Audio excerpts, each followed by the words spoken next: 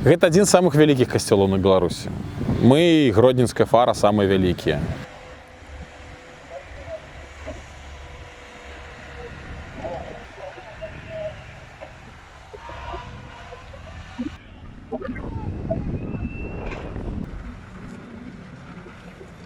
Можем бачыць, што цэнтральная частка, як бы крыжовая, яна цалкам знішчана. Гэта прыкладна 80%, тому што бакавыя часткі яны захаваліся над старым алтаром і над закрыстай бібліятэкай. То есть дах трэба мяняць цалкам. Гэта першае, што самае асноўнае. Потым, як бы зразумела, што вада пайшла ў сцены. Як павядуць сябе фрэскі, таксама роспісы, таксама невядома. Як бы будзем спадзявацца, што яны высахнуць, але бачым, што зараз таксама ідзе дождж, таму трэба будзе думаць, як гэта ўсё накрыць. Вада пайшла ў падмуркі. Таксама невядома, што будзе з імі далей, трэба даследаванне, таму што як бы яно ўсё працякае, і тэарэтычна яно павінна высахнуць.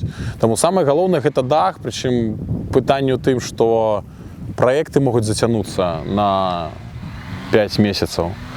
І тут пытанне нават не таму тое, што дзяржава не хоча хутчэй гэта зрабіць. Тут проста фізічна гэта можна не паспець, таму што праект гэта ж не сесть і цыркулем намаляваць. Гэта як бы праца.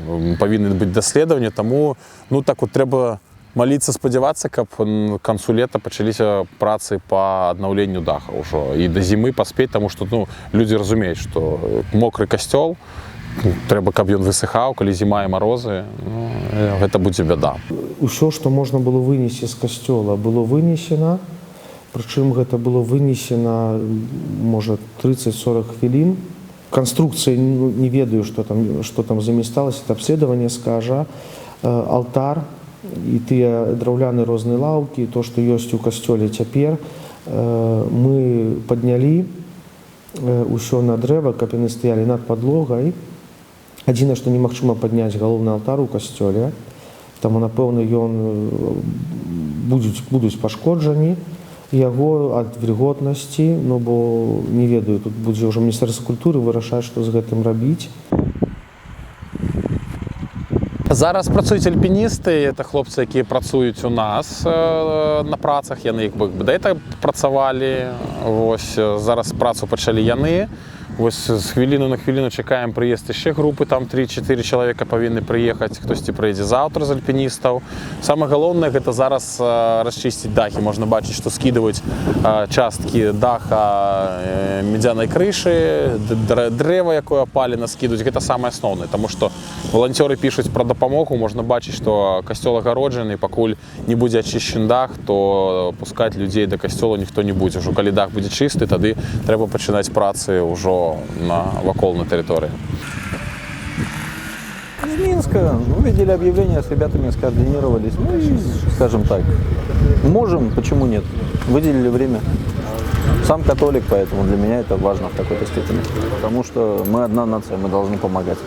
А в такие моменты, наверное, в какой-то степени показывается. То есть это святыня, поэтому, наверное, в какой-то степени я буду горд, если буду знать, что я приложил руку к возможности ее восстановления. 526.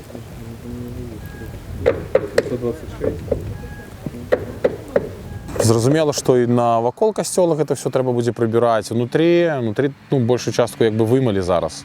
Так, прыбралі, уваход зараз забаронены туды. Далей рэстаўрацыя. Тут самы унікальны арган на тэрыторыі Беларусі, працы Нікаласа Янсена. Адзіны некрануты арган Янсена. Нават у такіх два некранутых у Літве, адзін у нас, адзін у Літве, но наш самы некрануты. Тут амаль што 100% таго, што ёсць у гэтым аргане, гэта арыгіналы. Гэта стары алтар другой паловы 17 стагоддзя, драўляны. Ну і, конечно, пачаць трэба было з абраза, калі мы кажам все ж таки, таму што образ, па-першае, гэта самае галоўнае, гэта духоўная каштоўнасць, па-другое, гэта архітэктурная каштоўнасць. Вось калі людзі каментуюць, што там не аднаўляць, там католікаў мала, ці нешта яшчэ, это такая дурдом. Якая розніца? Католікі, пратэстанты, мусульмане, іўдэі. Наша краіна заўсёды славілася тым, у часы Вялікага княства Літоўскага, што калі былі пытанні і праблемы ў краіне, то у незалежнасці ад тваіх поглядаў усе ставалі як бы на абарону айчыны. І тут таксама абарона помніка архітэктуры. І гэта трэба разумець, што вы можаце не дапамагаць аднаўляць касцёл, вы дапамагаеце аднаўляць архітэктурны помнік, і калі людзі кажуць, што там не памагаюць дзецям, а вось касцёлу памагаюць, ну то таксама, ну людзі зараз памагаюць усім. Ну, беларус.